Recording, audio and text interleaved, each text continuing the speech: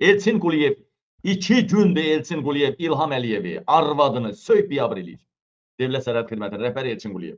Məlumatı düz yanımdan almışam. Deməli, niyə Elçin Quliyev İlham Əliyevi söyür biabır eləyir? Baxın, Dövlət Sərhəd Xidmətinin rəhbəri Elçin Quliyev, general polkovnik İlham Əliyevin qeyri-qanuni damadı.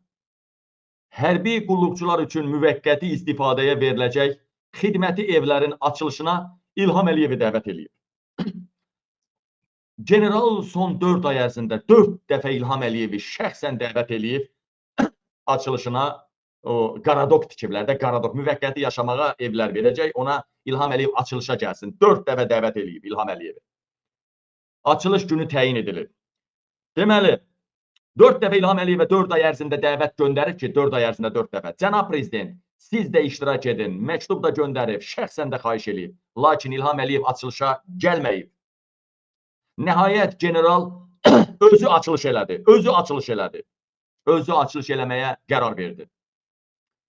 Dövlət Sərhəd Xidmətinin rəisi Elçin Quliyev 2 gün, bu 3-cü gündür ki, açılış eləyibdi. Amma 2 gün, artıq 3-cü gün bundan qabaq xidməti evlərin açılışını, o evlərin açarını payladığını çəksə də, etsə də yayımlamayıbdı.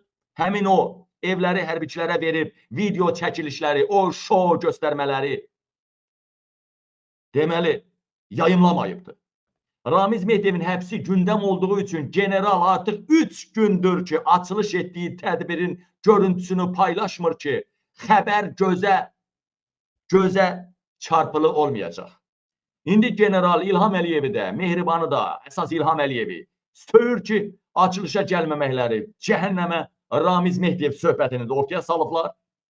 Mənim açılışım tamamilə neçə il əziyyət çəkib Qaradok dikdirmişdim, o poxa döndü. Qısa da olsa baxaq.